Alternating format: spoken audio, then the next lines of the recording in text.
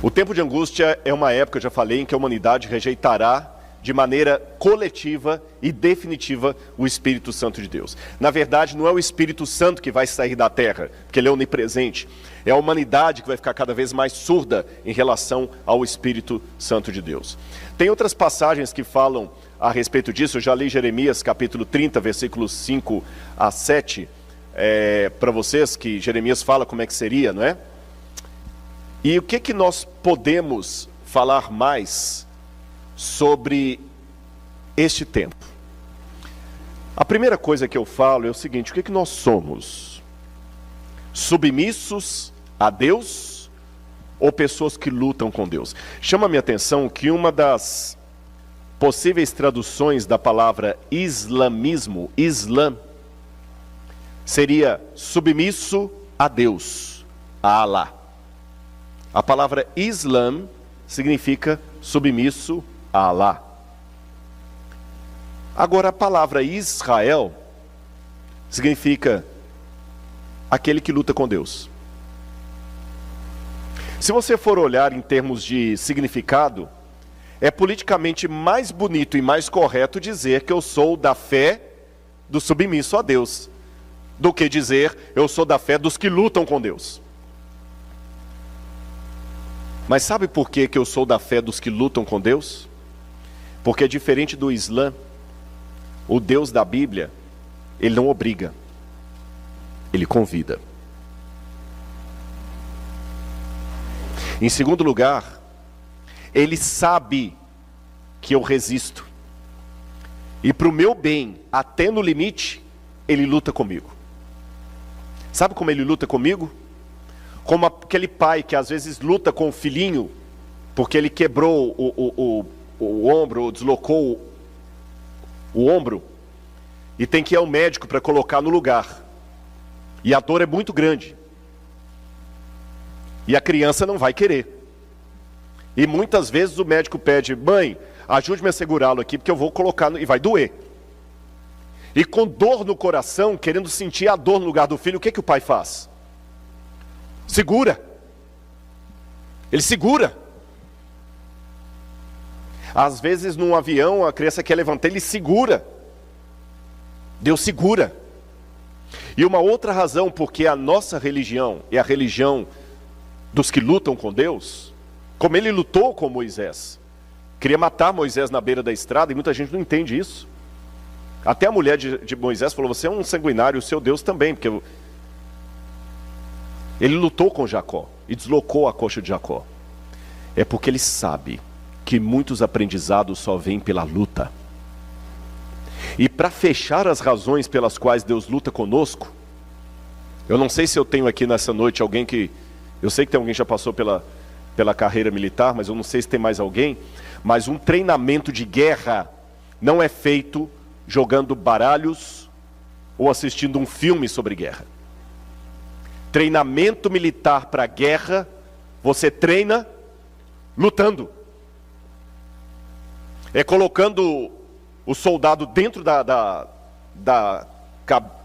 barraca e jogando gás lacrimogêneo lá dentro, para ele poder ficar. É treinando o psicológico dele até a última instância, fazendo-o tomar decisões em meio de muito barulho, fazendo cumprir uma ordem, ainda que caia tudo. E por que os generais, por que os comandantes, por que os superiores do exército, da marinha, da aeronáutica são tão duros com seus soldados?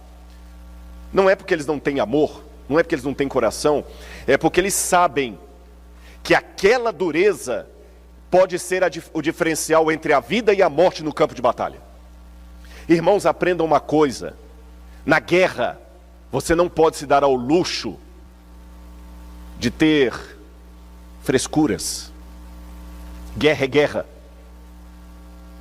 Na guerra você come qualquer coisa, você dorme em qualquer lugar.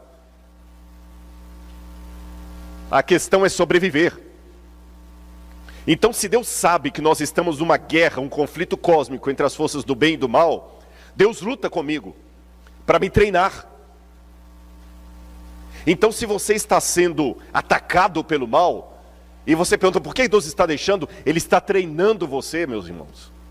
Eu vou contar para vocês uma coisa, eu questionei muitas vezes por que Deus deixou passar por algumas situações tão ruins, que se eu contasse aqui, muitos de vocês chorariam em solidariedade a mim. Mas quando eu olho para você e olho e falo assim, eu sei o que você está passando e em nome de Jesus Ele vai te salvar, o meu sofrimento, não sou masoquista, porém o meu sofrimento passou a ter significado. Porque além da unção do Espírito Santo, é a minha experiência de vida que me dá moral para falar com você, fica firme, Deus te ama, você vai vencer. Quantas organizações não governamentais foram criadas por uma mãe que perdeu um filho num acidente automobilístico? Quantas ONGs para livrar jovens das drogas foram fundadas por pais que perderam seu filho para traficantes? Quantas organizações de não violência foram fundadas por famílias que perderam um ente querido por causa da violência? Quantas associações de cadeirantes foram fundadas por uma família, ou quem sabe por alguém que ficou cadeirante devido a uma imprudência no trânsito do outro?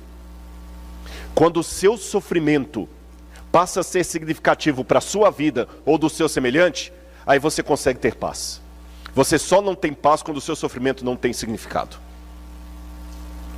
E eu aprendi uma coisa, já falei com vocês desse filme, mas eu gostaria de repetir, aquele filme Something About Us, onde o sujeito fala, quando você é amado por Deus, você passa a ser importante para Satanás. Vamos continuar o nosso estudo.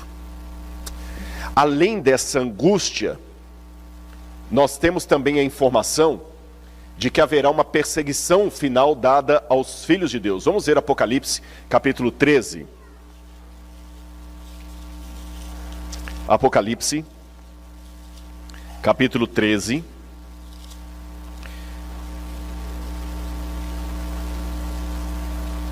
Versículos 5 a 7. Quando fala da besta diz, e foi-lhe dada uma boca que proferia arrogâncias e blasfêmias. Foi-lhe dada autoridade para agir durante 42 meses. A besta abriu a sua boca em blasfêmias contra Deus, para lhe difamar o nome e difamar o tabernáculo, a saber, os que habitam no céu. E foi-lhe permitido também que lutasse contra os santos e os vencesse. Foi-lhe dada ainda autoridade sobre cada povo, tribo, nação e língua. E ela será adorada por todos os que habitam sobre a terra, aqueles que desde a fundação do mundo não tiveram seus nomes escritos no livro da vida do Cordeiro que foi morto. Lembram lá Daniel? Serão salvos aqueles que têm o seu nome no livro. Aqui vão seguir a besta aqueles que não têm o seu nome no livro. E o verso 17 diz, verso 16, perdão, vamos ler do verso 15.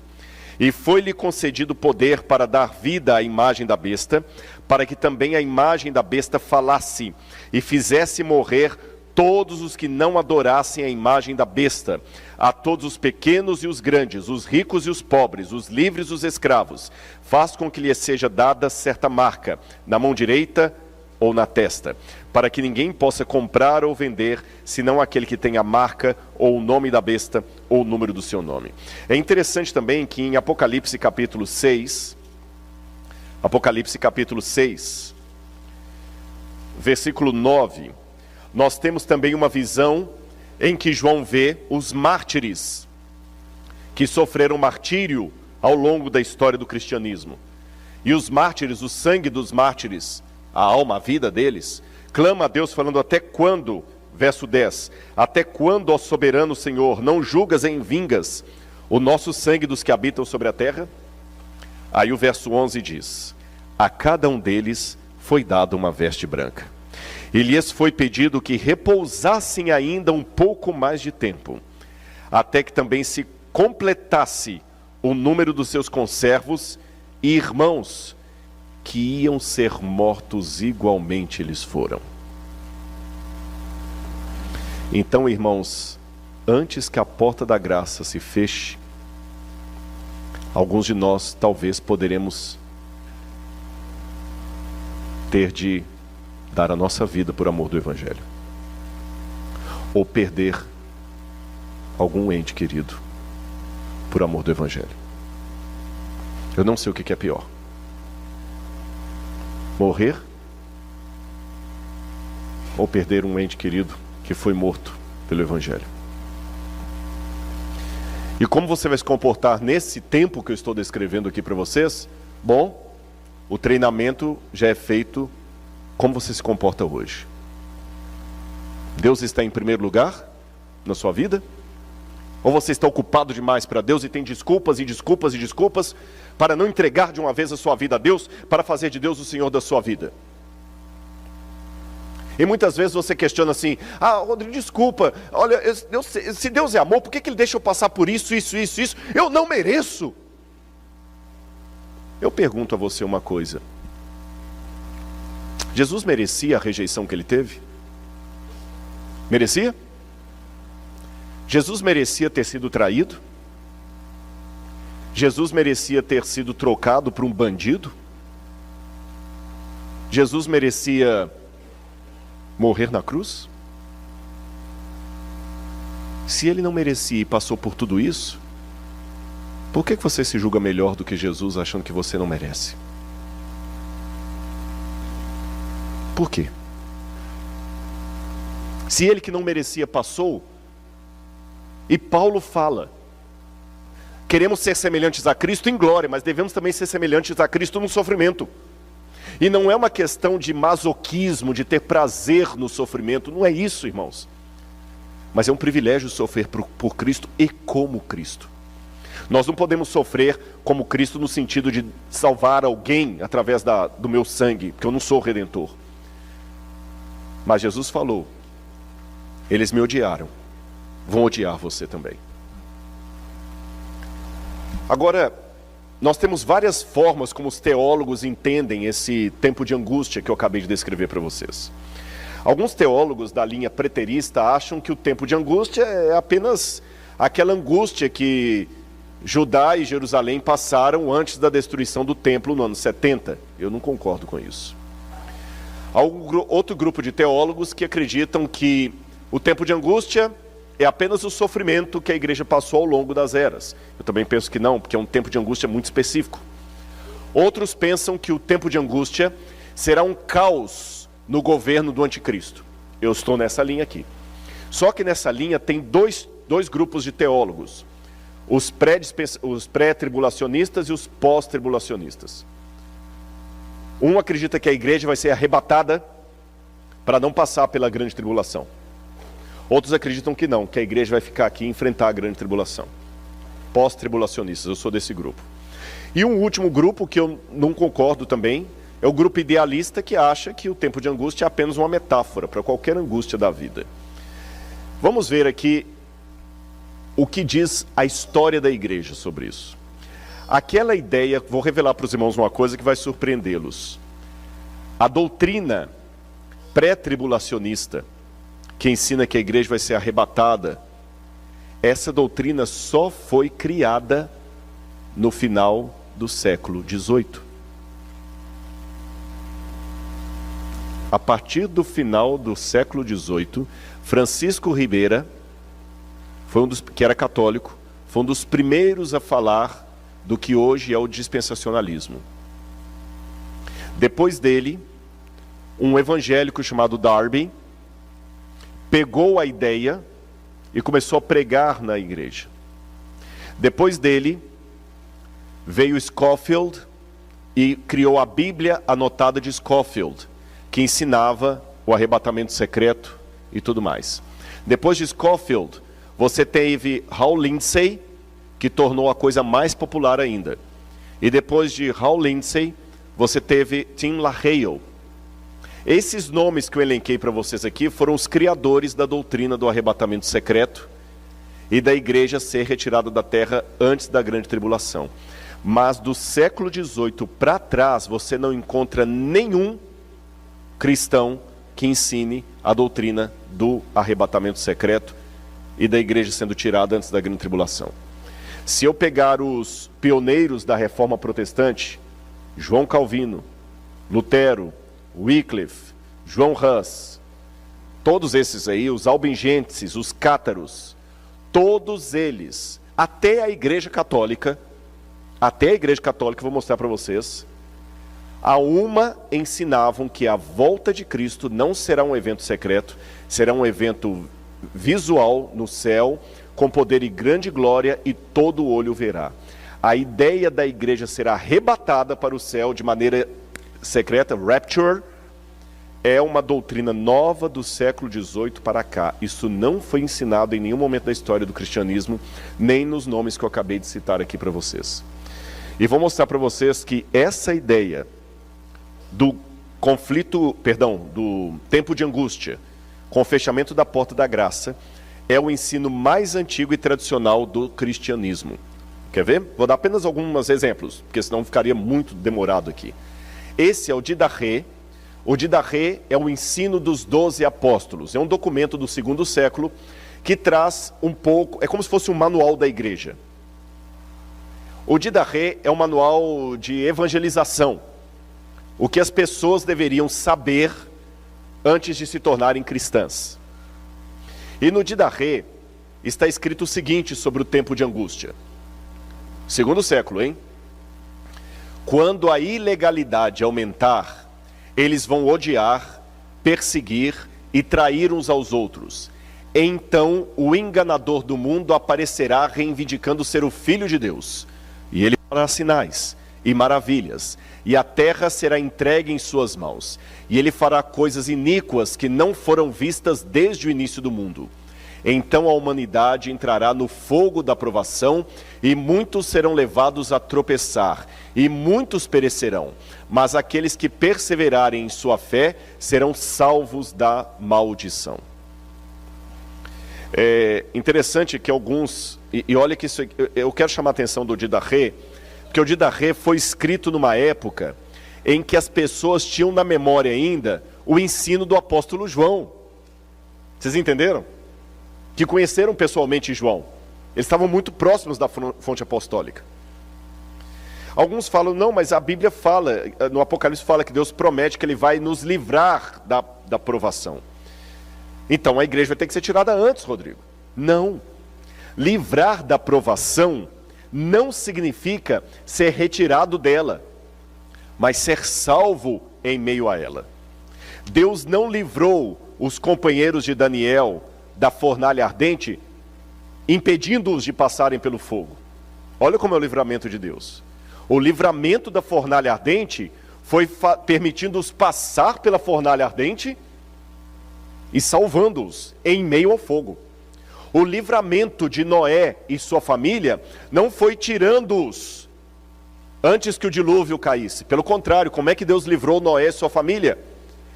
Deus os livrou dentro da arca em meio ao dilúvio. Deus não tirou Noé da terra antes que o dilúvio caísse. Deus não tirou os companheiros de Daniel da fornalha antes que o fogo acendesse. Então a promessa de Deus que vai livrar o povo naquele dia, na minha compreensão, é em meio àquele dia. Vamos continuar. Um grande teólogo batista, George Ladd, um dos maiores especialistas em escatologia, infelizmente já falecido, escreveu livros maravilhosos sobre teologia sistemática.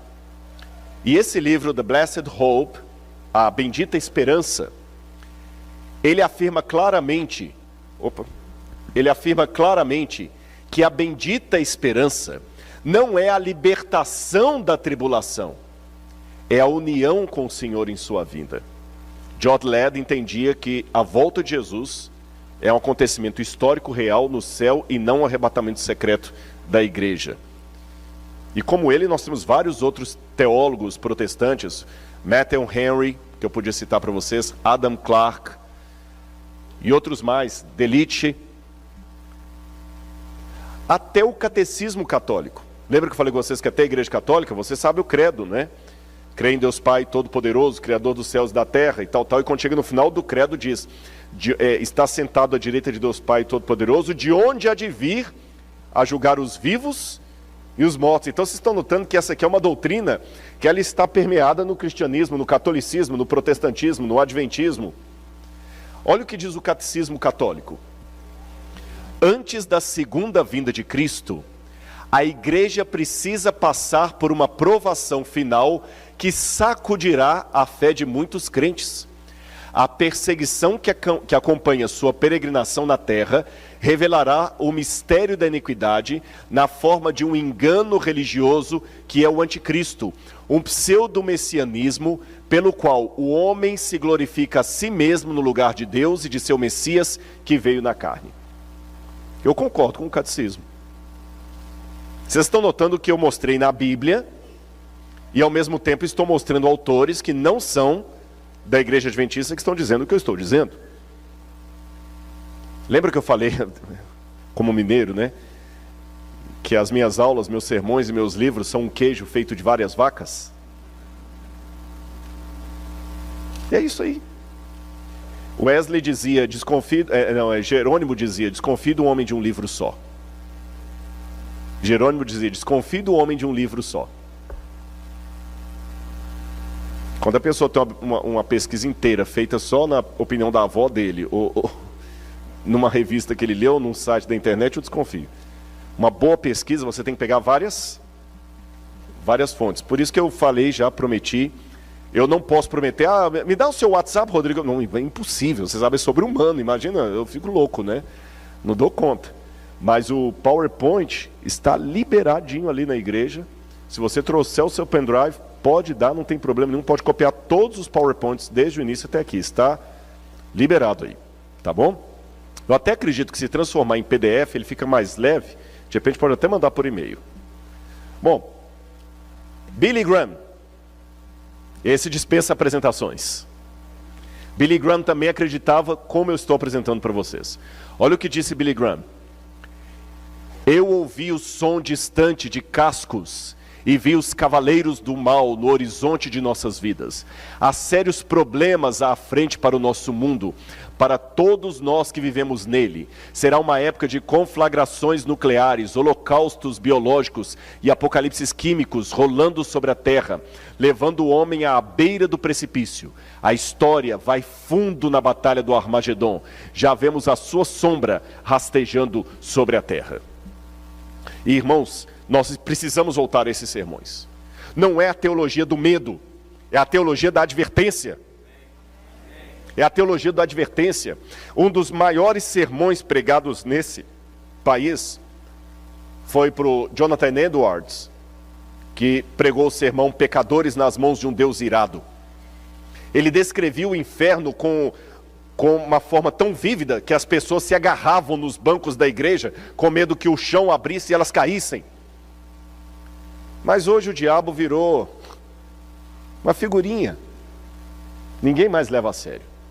E se me permitem, eu gostaria de ler uma autora adventista também, Ellen White, que em consonância com todos esses autores que eu apresentei, Ellen White também diz algo que eu até coloquei ali, não há o que exagerar. Ela diz o seguinte: o tempo de angústia como nunca houve está prestes a manifestar-se sobre nós. E necessitamos de uma experiência que agora não possuímos e que muitos são demasiado indolentes para obter. Dá-se muitas vezes o caso de se supor maior angústia do que é em realidade. Não se dá isso, porém, com relação à crise diante de nós. A mais vívida descrição não pode atingir a grandeza daquela prova.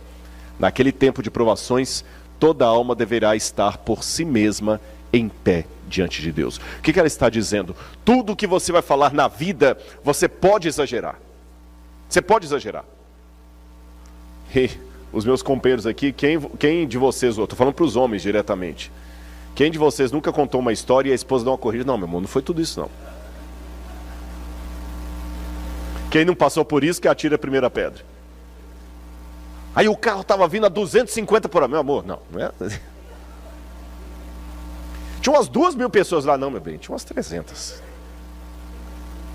Tudo que você vai descrever, você pode exagerar. Porém, com relação àquele tempo do fim, não há como exagerar.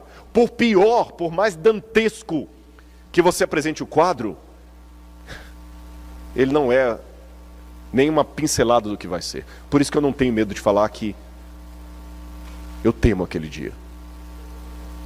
Deixe-me fazer uma aparente crítica que um descrente pode fazer. Rodrigo, isso aí não é síndrome de vitimismo? De fato, os sociólogos e os que trabalham com psicologia social dizem que o vitimismo pode ser uma forma social de compensar a identidade de grupos religiosos inexpressivos. Ele está presente na linguagem que usam e em sua cosmovisão.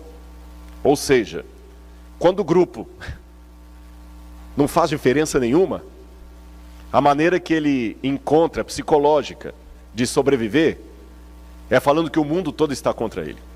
E esse de fato é o comportamento de seitas. Uma seita é aquela que acha que só vão ser salvos os que fazem parte dela. Se você não faz parte dela, por mais nice guy que você seja, você não vai ser salvo. Eles são inexpressivos. Aí eles criam uma cosmovisão de vitimismo, o mundo contra nós, nós versus o mundo. E quando alguém mostra o erro deles, eles estão tão fechados, tão enclausurados nessa ideia de vitimismo, que ele consegue enxergar que você está indo contra a verdade de Deus. Síndrome de Messias. Aí surgem casos terríveis, como o de David Koresh, aquele da Guiana, Jim Jones, o pastor do diabo, reuniu um grupo ali, e quando todo mundo foi lá, põe todo mundo para se matar, porque o mundo está contra nós. Não, isso aqui, nesse caso específico, não é síndrome de vitimismo. Porque eu mostrei que o cristianismo, de um modo geral, já tem essa crença arraigada há muito tempo. E se você duvida, Rodrigo, é impossível que o mundo inteiro vá se voltar contra um grupo de fiéis? Não, olhe para trás na história e você vê que é possível. O mundo também duvidou que Hitler faria o que fez. Aliás, duvidou tanto que eu conheci em Belo Horizonte uma senhora, ela já está com mais de 90 anos. E na sua infância, ela foi da escolinha de Hitler na Alemanha. Ela foi da escolinha de Hitler. E ela falou para mim pessoalmente, Rodrigo, até hoje eu tenho dificuldade de acreditar que Hitler fez tudo aquilo que o povo fala. Porque com a imagem que ela tinha do Führer, um homem passando cortês com todo mundo, sedutor. As mulheres eram apaixonadas com Hitler. E quando ele falava, ele encantava as pessoas. A Alemanha, na Primeira Guerra Mundial, saiu em frangalhos. As pessoas levavam um carrinho de marco alemão para voltar com um pedaço de pão e uma salsicha para casa. Passavam fome. No inverno rigoroso da Alemanha, muitos morriam de frio porque não tinham nem madeira para poder aquecer uma lareira.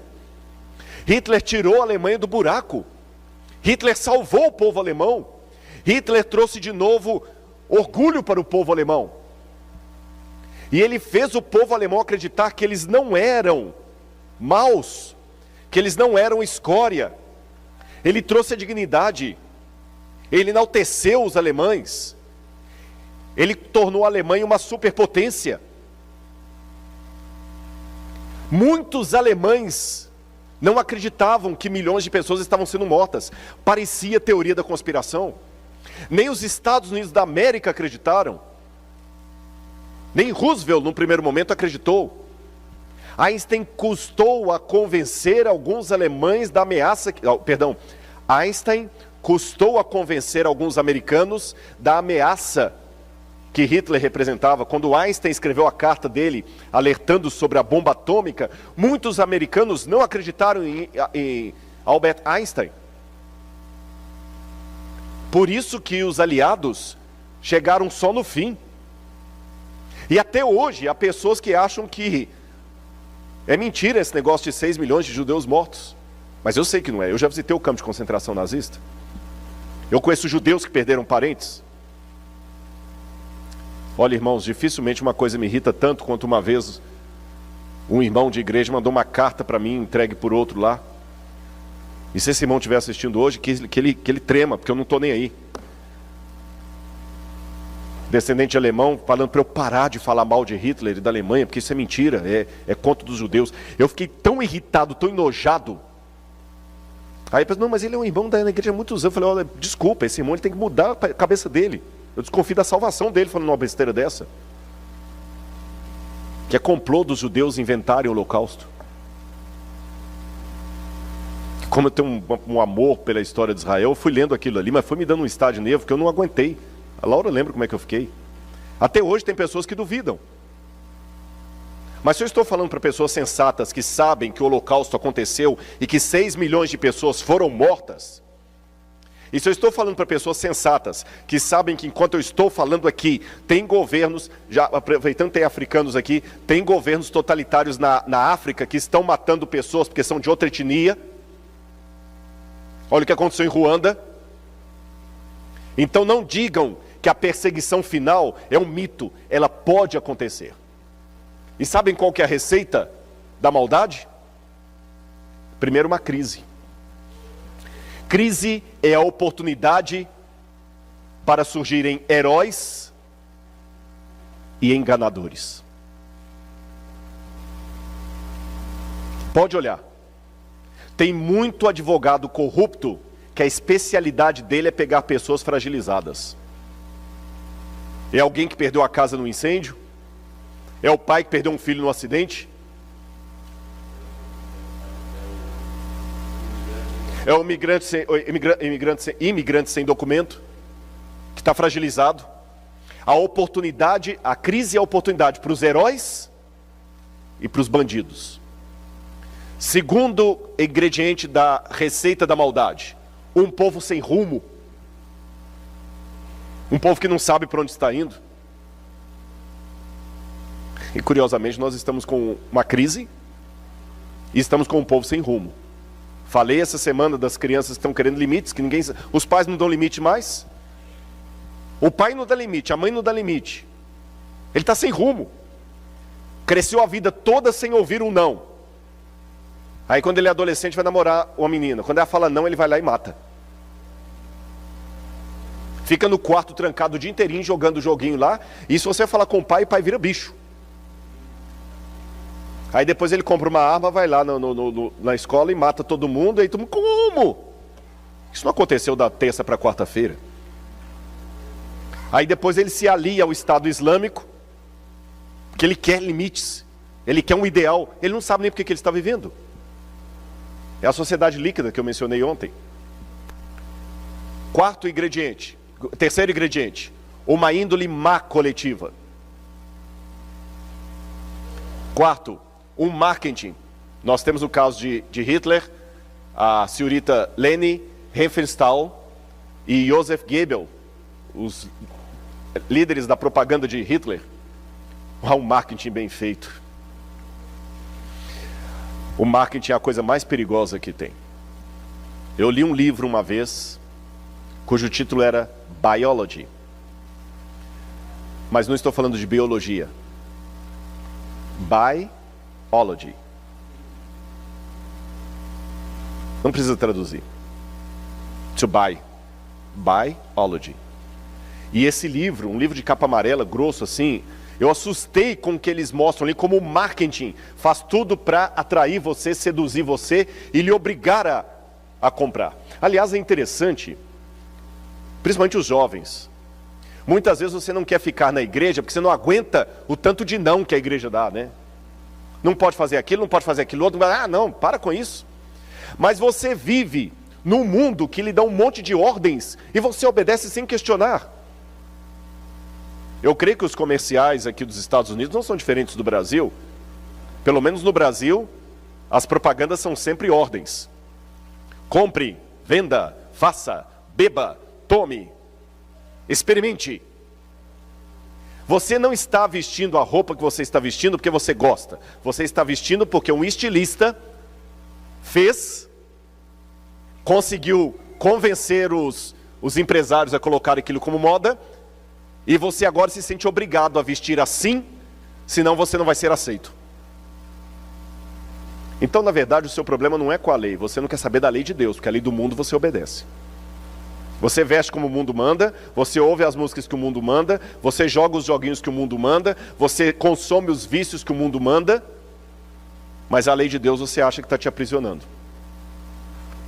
Quinto, um plano. No caso de Hitler foi Albert Speer, que construiu lá os campos de concentração. Sexto, um discurso de mentiras e sedução. E sétimo, o interesse de Satanás. Dei para vocês aí a receita de uma maldade coletiva. Agora, irmãos, já que eu estou comparando o passado com o presente, deixe-me falar desse cavaleiro aí, Thomas Malthus. Em 1798, Thomas Malthus assustou o mundo com uma previsão apocalíptica, catastrófica. Thomas Malthus, ele fez uma previsão e ele percebeu, em 1798, o ano que marca o tempo do fim, que o crescimento da população seguia uma escala geométrica, mas a produção de alimentos seguia uma escala aritmética. Logo, você tem mais pessoas nascendo do que alimento sendo produzido. Então, Thomas Malthus, é até chamada teoria malthusiana, ele falou assim, que o mundo vai entrar no caos, e só vai sobreviver quem tiver mais força, para brigar com o outro pelo alimento. Essa teoria de Thomas Malthus foi tão forte, que Charles Darwin, ao escrever o livro Origem das Espécies, ele admitiu que foi a teoria de Thomas Malthus que deu o insight para ele trabalhar a teoria da evolução das espécies, a evolução do mais forte. Eu tenho uma boa e uma má notícia para dar para vocês. A boa notícia é que Thomas Malthus estava errado. Na verdade é o contrário. A população cresce em escala aritmética e os alimentos em escala geométrica.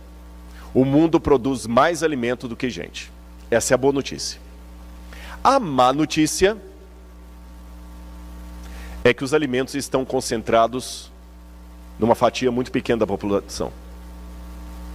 Então agora alguns teóricos estão voltando a falar do neomalthusianismo. Estão reacendendo a teoria de Thomas Malthus com medo de o mundo entrar numa crise de violência e guerra civil sem precedentes por causa da escassez de alimento e água. Eu quero falar de um outro estudo feito por um psicólogo, John Calhoun, Behavioral Sink, o ralo comportamental. Eu até printei ali o artigo científico dele. John Calhoun, ele pegou vários ratos daquele Norway Rats e colocou dentro de uma gaiola. E ele percebeu que os ratos têm um comportamento muito semelhante ao comportamento humano.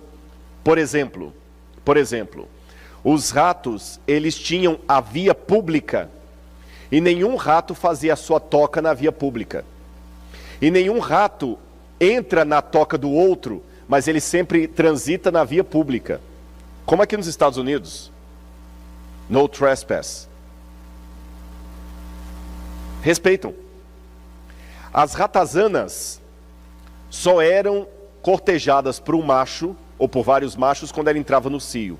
Ela escolhia com qual macho ela ia ter os bebês, e o macho escolhido procriava com ela e ajudava a criar os bebês. E o macho saía, trazia comida e entrava para a casinha. Parecia uma sociedade humana. Só que John Calhoun fez o seguinte: ele começou aos poucos a tirar o alimento ou dar a impressão para os ratos que o alimento estava pouco. Irmão, sabe o que começou a acontecer? O comportamento dos ratos foi mudando. Foi mudando e eles começaram a se destruir. E o que chamou a atenção de John Calhoun no final, quando vários ratos começaram a se matar, é que agora, por exemplo, quando a escassez de alimento começou, os ratos mudaram o comportamento deles. Por exemplo, agora a ratazana não era mais cortejada pelos ratos quando ela entrava no cio. Mesmo fora do cio, a ratazana era atacada por 3, 4, 5 machos de uma só vez. E violentada. e depois morta. E alguns ratos chegavam e faziam relação com o cadáver. Começou a acontecer entre os ratos canibalismo. As relações começaram a ficar de curta duração. Os ratos começavam agora a devorar os filhotes assim que nasciam. Alguns ratos começaram, que eles chamavam de sondadores, começaram a andar apáticos no meio dos outros. Outros começaram a se reunir em gangues. Os ratos começaram a se alojar, tinham uma espécie de um tubo, onde antes o alimento era dado. Os ratos começaram a se alojar naquele tubo e os dominantes ficavam no topo e obrigavam os mais fracos a vir trazer comida para eles. Alguns ratos machos começaram a se insinuar para outros ratos machos. E algumas ratazanas fêmeas começaram a se insinuar para outras ratazanas fêmeas. E antes que alguém me critique, está falando contra, estou apenas descrevendo o que está no artigo do John Calhoun.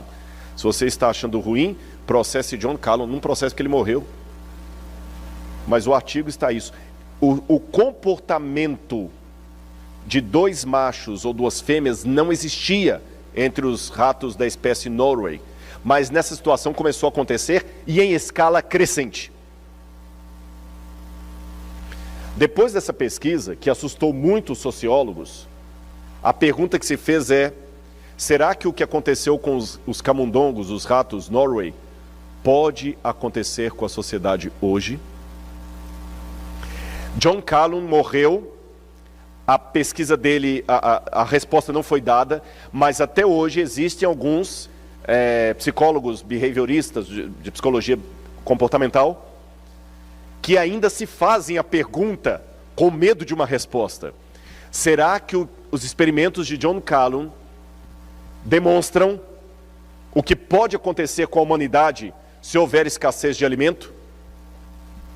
Bom, Jerusalém, quando o alimento estava escasso, as mães começaram a comer as crianças.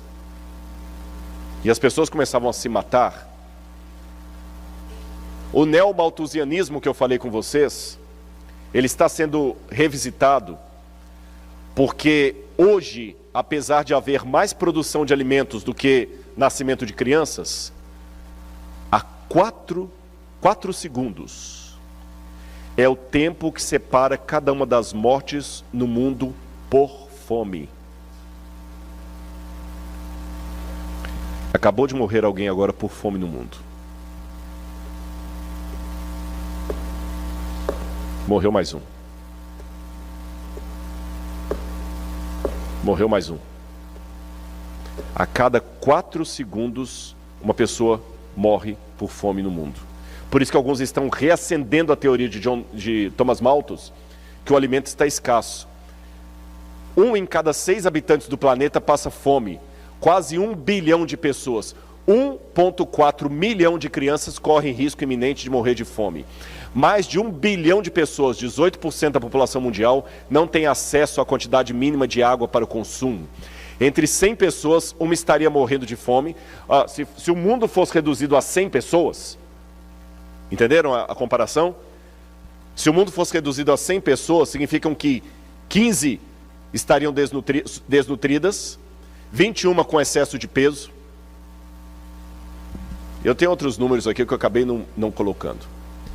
Enquanto isso, no mundo de Deus, um estudo observa que, apesar dos progressos nas últimas décadas, cerca de 800 milhões de pessoas não têm comida suficiente. No total, seriam necessários 267 bilhões de dólares por ano para acabar com a fome no mundo. Se eu quiser acabar, além da fome, com os problemas de saneamento básico, habitação e outras coisas mais, eu precisaria de 1,2 trilhão de dólares no mundo para poder acabar com isso. E onde é que nós vamos conseguir essa quantidade de dinheiro? Eu vou falar com vocês onde é que a gente vai conseguir essa quantidade de dinheiro. Onde é que nós podemos conseguir dinheiro para acabar com a fome no mundo? Segundo dados da ONU, o tráfico de drogas, não o seu combate, o tráfico, movimentam 300 bilhões de dólares por ano. Esses dados já têm 5 anos, então estão desatualizados. A prostituição é o segundo maior negócio do mundo, com cerca de 108 bilhões de dólares por ano. Levando em conta a opacidade que envolve a rede, o que dificulta um cálculo exato. Isso aqui é uma estimativa. O terceiro lugar é ocupado pelos bancos, que movimentam 115 bilhões de dólares por ano. Embora nem tudo mude, algumas entidades acumulam em seus cofres até 800 bilhões em ativos. Em 2019, os 2.153 bilionários que havia no mundo tinham mais dinheiro do que 60% da população do planeta. Entenderam isso? 60% de todo o PIB mundial está nas mãos de 2.000 e poucas famílias. O mundo não aguenta isso mais. Em quarto lugar, jogos de azar, que só na Espanha gastam 35 bilhões por ano. Se eu juntar esses valores aí, eu tenho dinheiro para acabar com a fome no mundo. Alguém pode perguntar, tá, e a igreja? Por que você não pega o dia da igreja também aí? Bom, para dar uma satisfação para vocês, não posso responder de todas as igrejas, mas é assim que é distribuído o dízimo da Igreja Adventista do Sétimo Dia. Nós não cobramos para pregar, para dar palestras, e o dízimo não fica na igreja local. Ele é justamente distribuído naquelas várias fatias lá que vocês podem ver, para que a igreja possa ser mais participativa possível. E o presidente mundial da Igreja Adventista não tem um salário maior do que o pastor Marcos dessa igreja. O presidente da divisão sul-americana não tem um salário maior do que o meu. E o meu salário não é maior do que um pastor de uma igreja do interior. Tá bem? Só para dar essa explicação, porque eu sei que alguém vai ouvir. Tá, por que ele não fala do dinheiro das igrejas? A sociedade está indo por ralo abaixo. A Organização das Nações Unidas para a Alimentação e Agricultura publicou um estudo sobre o impacto econômico e ambiental do desperdício de alimento. São mais de 1,3 bilhão de toneladas de alimento desperdiçados todos os anos, o que dá um prejuízo de 750 bilhões de dólares por ano em desperdício de alimento. E esse país aqui está medalha de ouro. Agora consideremos alguns textos. Publicado na Review and Herald, de 22 de novembro de 1906. O tempo de graça não durará muito mais. Deus está retirando da terra sua mão refreadora. Por longo tempo ele tem falado a homens e mulheres mediante a atuação do seu Santo Espírito, mas eles não têm atendido ao apelo.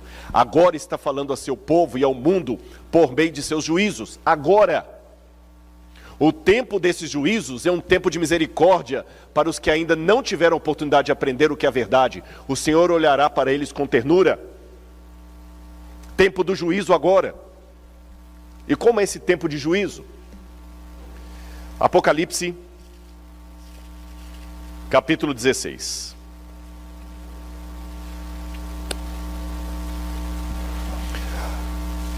Assim diz na minha Bíblia: ouvi uma forte voz vinda do santuário, dizendo aos 7 anjos: vão e derramem sobre a terra as 7 taças da ira de Deus. 2 explicações aqui. Em primeiro lugar, fique com a Bíblia aberta. A ira de Deus. Esse é um assunto que precisa voltar para o púlpito. Jesus ficou, com todo respeito, Senhor, o Senhor entende por que eu estou falando isso. Jesus virou um palhaço, um tolo, um frouxo. Mas esse Jesus frouxo não é o Jesus que a Bíblia apresenta. Ele é um cordeiro, mas ele também é leão. Ele é um cordeiro que pode irar. E coloque uma coisa na sua cabeça: Deus está mais interessado em salvar você do que uma mãe de tirar um filho de uma casa pegando fogo. Mas se você não quiser ir para o céu, Ele não vai obrigar. O raio de fogo e enxofre vai cair sobre você. E Deus não vai mudar o céu para que o seu filho mimado entre lá a qualquer custo. Deus ama mais o seu filho do que você, mas Ele não vai tornar o céu um playground só para que o seu filho mimado entre ali de qualquer jeito, como você exige que o mundo tem que ser para adaptar o seu filho. Professor, por que meu filho tirou nota baixa? Pastor, melhor o seu sermão que meu menino não quer ir à igreja. Essas músicas não atraem os jovens. Não é o céu que tem que adaptar a mim, sou eu que tenho que adaptar ao céu. Deus se ira. E dura coisa é cair nas mãos de um Deus irado. Ele ama você, mas Ele também se ira. Segunda coisa que eu quero explicar. Essas pragas vão cair depois que a porta da graça se fechar. Porque eu não vou poder entrar no mérito da questão, que tomaria muito tempo, mas o Apocalipse mostra que essas pragas acontecem depois que o santuário se encheu de fumaça. Então significa que Jesus já está voltando para buscar o seu povo. Nesse ínterim que Jesus vem buscar o seu povo, é que acontece o tempo de angústia. Porém, vocês sabem que as conjunções adversativas, elas têm uma importância. Porém, gotas dessas pragas do Apocalipse já começaram a cair hoje, antes da porta da graça se fechar, para que Rodrigo e você acordem. E eu não tenho medo de falar que o Covid já é uma demonstração da ira de Deus. E antes que alguém me repreenda e fale assim, Rodrigo, não fale isso, não seja desumano com os que morreram por Covid. A minha mãe morreu por Covid, você está sendo desrespeitoso. Deixe-me colocar uma coisa para você. Daniel era uma pessoa fiel a Deus. Sincero. Daniel não estava em apostasia. Daniel não estava idolatrando falsos deuses. Quando o cativeiro da Babilônia veio como castigo de Deus sobre o povo, Daniel foi poupado? Então, eu não posso, por amor a Daniel, negar que o cativeiro da Babilônia foi um castigo de Deus. Porque isto é o que os falsos profetas diziam na época de Jeremias. Jeremias dizia, Nabucodonosor vai vir, e este é o castigo de Deus porque vocês estão brincando com fogo. Aí chegavam os falsos profetas e falavam assim, Jeremias, você é um perturbador de Israel. Não fale isso. Tenha mais respeito com as famílias vitimadas pelos babilônios. Talvez alguém até diria, estou parafraseando, tenha mais respeito com Daniel. Quer dizer então que Deus castigou Daniel, Jeremias? Não, Deus não castigou Daniel. Mas Jesus falou, no mundo, 3 aflições. Tem de bom ânimo, eu venci o mundo. Haverá situações em que Deus vai livrar o povo dele da praga, como aconteceu no Egito.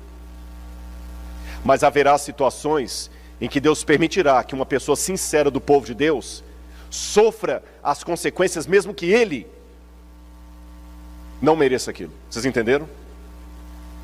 Com isto apresentado, eu quero deixar bem claro. Eu perdi pessoas que eu conhecia para o Covid. E de repente eu estou falando essa noite para pessoas que enterraram um ente querido vitimado pelo Covid. Por favor, aceite as minhas condolências com todo o meu coração. Não estou sendo insensível, não.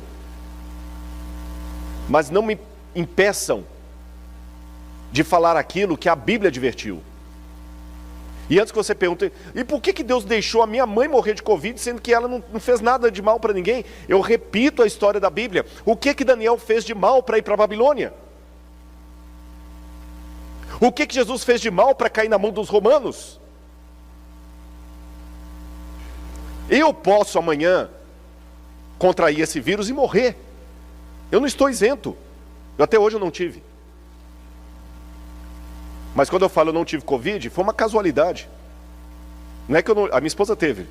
Eu não tive. O que João Batista, né? O que João Batista fez demais para cortar a cabeça dele? O próprio Paulo. O anjo foi lá, livrou da prisão num dia, mas não livrou da prisão no outro dia. Mas sabe o que Jó falou? Ainda que ele me mate, nele esperarei. Então, irmãos, eu não tive Covid, não é porque eu sou mais santo do que ninguém. Eu não tive porque não tive. E se eu pegar Covid amanhã e morrer, estou falando sério, Hoje eu recebi a notícia que um ex-professor meu de teologia está na UTI com Covid. Se eu pegar amanhã o Covid, e vocês ouviram, gente, o Rodrigo pregou pra gente, ele pegou um Covid, foi entubado e morreu. Se isso acontecer, eu não retiro o que eu disse a respeito desse mal. É Deus tentando acordar o mundo. C.S. Lewis dizia, o sofrimento é o megafone de Deus que grita para um mundo que insiste em ficar em silêncio. O mundo está muito lá. Tem uma passagem da Bíblia que eu quero ler com vocês, que é uma passagem que vai assustar muita gente. Irmãos, em 20 minutos eu termino isso aqui, mas eu quero passar essa mensagem porque ela é muito importante. Abra a Bíblia comigo em Eclesiastes e preparem para se assustar com um texto pesado. Um texto pesado. Eclesiastes, capítulo 7, versículo 1. Olha na sua Bíblia que texto politicamente incorreto. Olhe na sua Bíblia que texto complicado. A boa fama é melhor do que um bom perfume.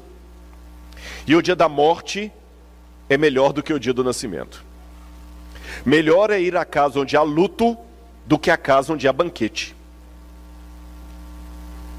Vou parar aqui. Vocês querem que eu leia de novo? Melhor é ir à casa onde há luto. Quem acredita na palavra de Deus, diga amém. Você concorda com isso? Pode ser sincero. Eu vou ajudar você. Eu não concordo. Não concordo. Rodrigo, vai ter um velório hoje. Vamos lá, beleza, eu estou dentro. Se tem uma coisa que a faculdade de teologia não prepara a gente, nós aqui estudamos teologia, é para funeral. Por mais que o professor de teologia aplicada ensine como é que você se comporta num funeral, né, aquelas aulas de teologia pastoral, como é que por mais que o manual da igreja sugira alguns versos para ler, a gente vá de preto, faça isso, a gente não está pronto, irmãos. A pior coisa para um pastor é expulsar um demônio ou sepultar um ente querido da igreja. Não estamos preparados. E como é que a Bíblia fala que é melhor ir à casa que tem funeral do que à casa que tem festa? Eu digo a você por quê. Preste atenção nas pessoas durante um funeral. Eu tive um funeral aqui de irmãos nessa semana. No funeral você fica assim, ô meu pai, o que eu fiz? Você pensa na sua vida todinha. Você pensa no seu ente querido. Gente, e se eu morresse? Você dificilmente vai parar para pensar na vida com um copo de cerveja na mão, comemorando a vitória do campeonato de futebol do seu time. Ali você quer curtir. Mas quando você recebe uma notícia, está com câncer. Seu filho está com câncer. Irmãozinho, um segundo a sua mente pensa tanta coisa. Quantas pessoas estão à beira da morte ou perto de um ente querido e falam o seguinte, nessa hora a gente fala, como é que eu estava correndo atrás do vento? Você passa a valorizar coisas que na hora da festa você não valoriza. Deus não é um sádico que gosta que nós soframos. Mas irmãos, eu estou falando da minha experiência própria. Tem gente que vem pelo amor, tem gente que é só pela dor. Vamos voltar a Apocalipse 16, as pragas. Eu disse para vocês que elas vão cair depois do fechamento da porta da graça. Porém, gotas delas Deus permite que caiam hoje. Querem ver como é que caem? Olha aqui o verso 2. O primeiro anjo foi e derramou sua taça sobre a terra.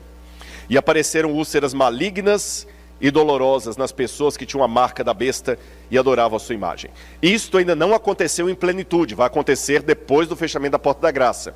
Porém, gotas já estão acontecendo agora. Os livros de medicina, cada ano ficam maiores, com a maior quantidade de doenças que vão descobrindo e sistematizando ali. Segundo flagelo.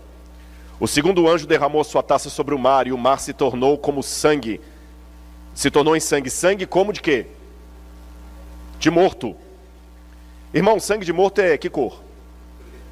Preto. Não é vermelho. Sangue de morto é líquido? É viscoso. Qual é o cheiro de sangue de morto? Como estão os rios e fontes d'água com a poluição? Não estão como sangue de morto? Olha o problema do abastecimento de água no mundo. Pular para o quarto aqui. O quarto anjo derramou sua taça sobre o sol e foi-lhe dado queimar a humanidade com fogo. As pessoas se queimaram com um intenso calor e blasfemaram o nome de Deus que tem autoridade sobre esses flagelos, porém não se arrependeram para darem glória a Deus. Alguns afirmam a camada de ozônio, que está com buraco. Outros negam o buraco na camada de ozônio. Eu não sou cientista da área para me posicionar a favor ou contra o buraco da camada, a teoria do buraco na camada de ozônio. Mas uma coisa eu sei, que as calotas de gelo estão derretendo e a Terra está ficando cada vez mais quente, sim.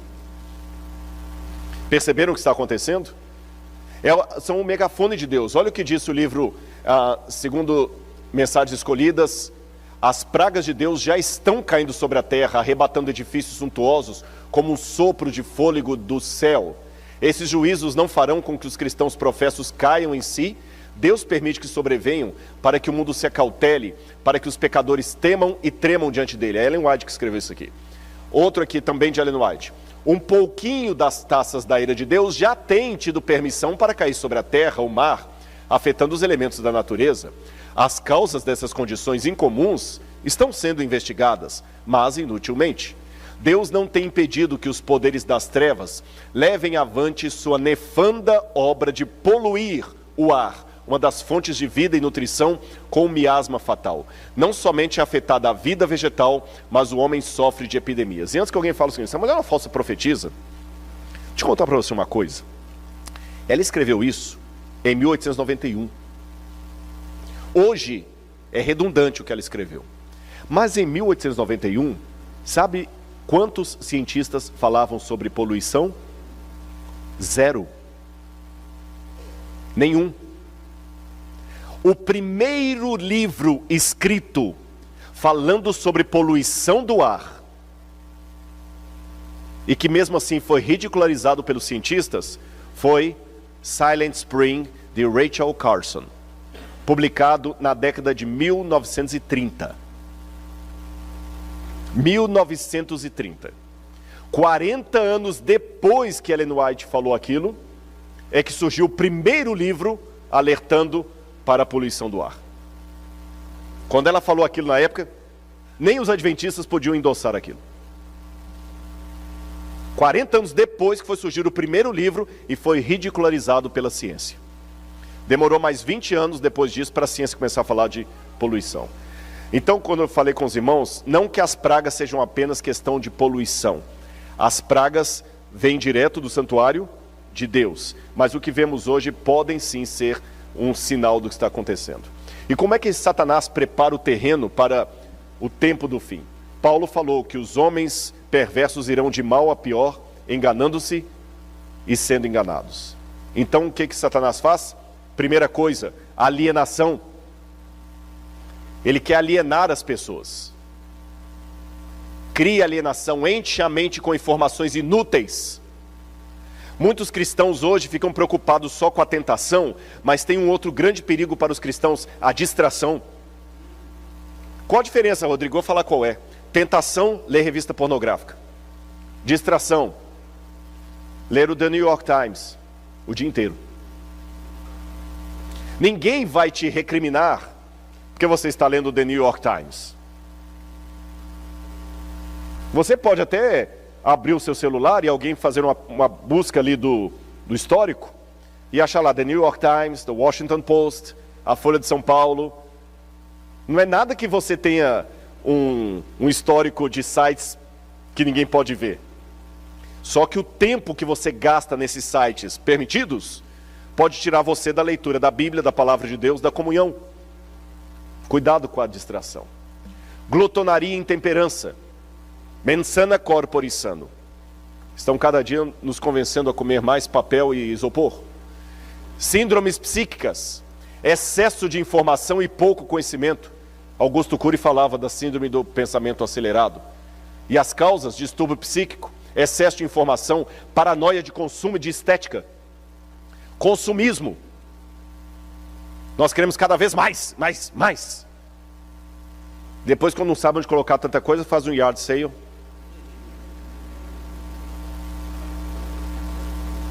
Geração rebelde sem causa, já falei sobre isso. Crianças que não, os próprios pais não põem limites em casa. Eles não sabem o que fazer com os filhos. Um Jesus apaixonado. Eu estou preparando uma palestra, já vou dar um spoiler para vocês, sobre o perigo da teologia humanista. Deus me ama, isso é ótimo. Quantos pregadores foram usados por Deus para mostrar o amor de Deus para as pessoas? Pastor Bullion, Morris Venden. Só que uma deturpação da pregação do pastor Bullion é aquela que coloca um Deus que ama tanto que ele deixa o trono dele para você sentar lá. Cuidado com essas teologias humanistas. Deus faz qualquer coisa para salvar você. Até música contando isso tem. Deus faz qualquer coisa. Não, Deus não faz qualquer coisa. Deus foi ao sacrifício máximo por minha causa. Ele deu o filho dele para morrer na cruz do Calvário por mim. Isso é verdade. Mas Deus não faz qualquer coisa para me salvar.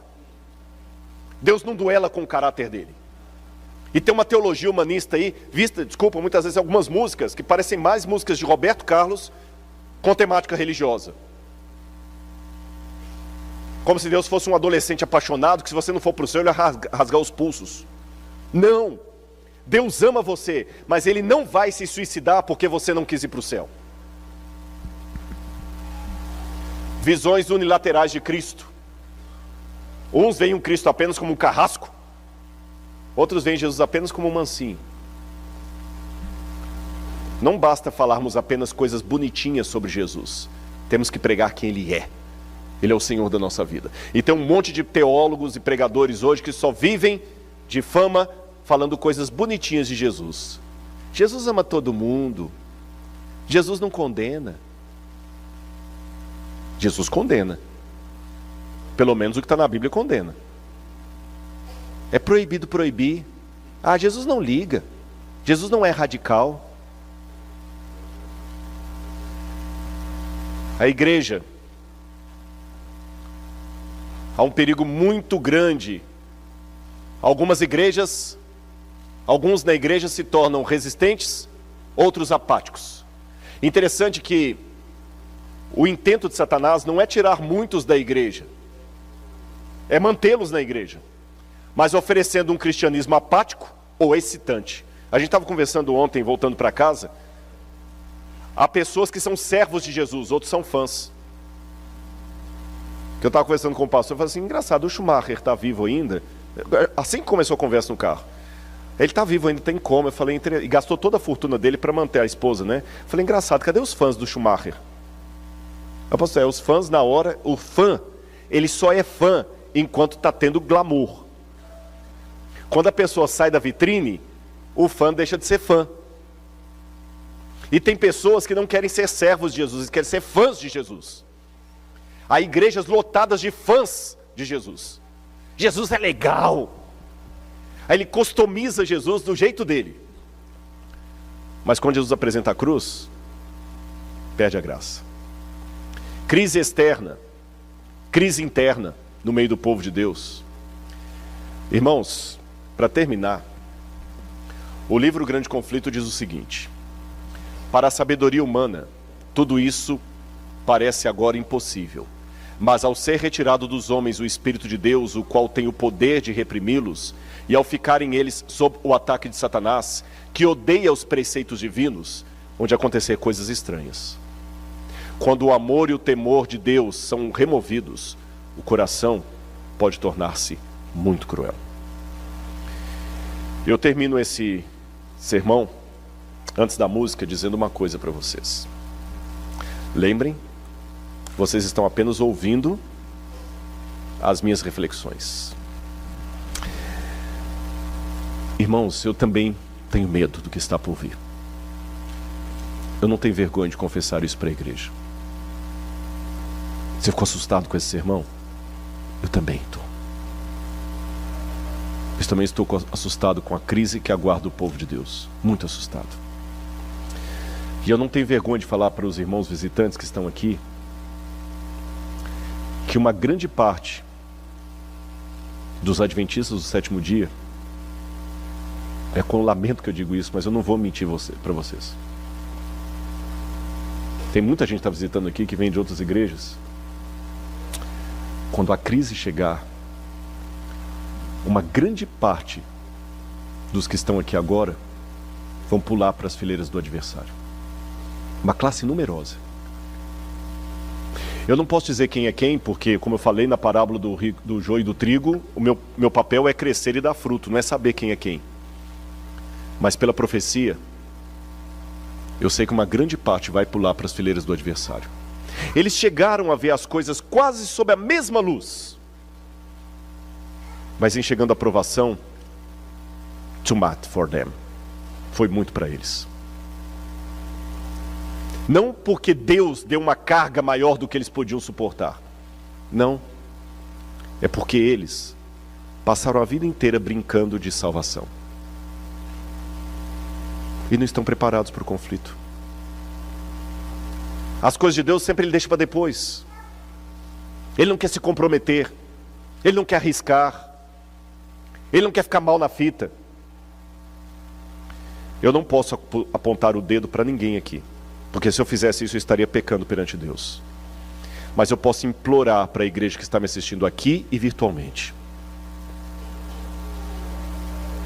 Ainda que seja verdade que uma classe numerosa vai pular para as fileiras do adversário, que você não esteja nessa classe. Eu sou muito cavalheiro, minha esposa sabe disso.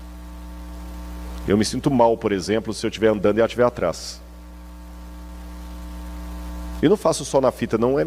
Eu tenho muitos defeitos, mas eu tenho minhas virtudes também. Eu abro a porta do carro. Eu carrego o peso. Mas só tem uma coisa que ela não espere que eu dê a frente para ela: o reino dos céus. Lá você vai ter que entrar sozinho, com Jesus.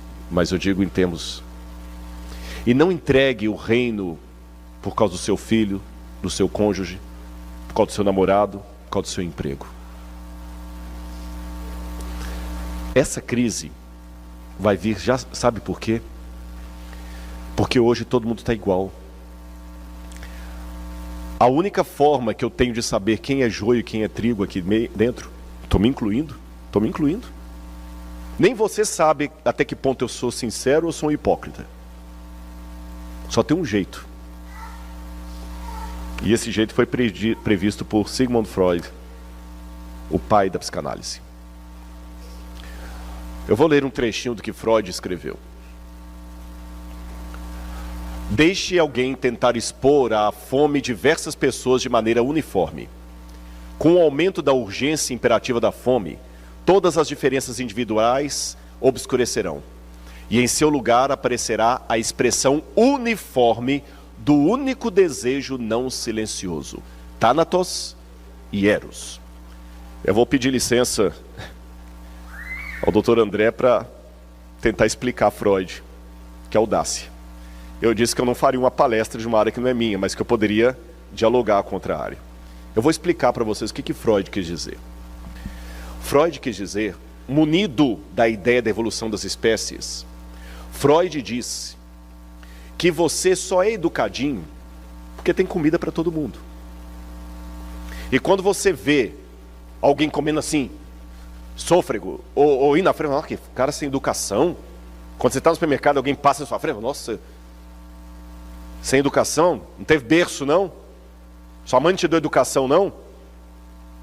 Segundo Freud, essa diferença entre os educados e os mal educados só existe porque os educados têm comida bastante para eles. Mas Freud dizia o seguinte: tire a comida de todo mundo e você vai ver que os educados vão se comportar como os não educados.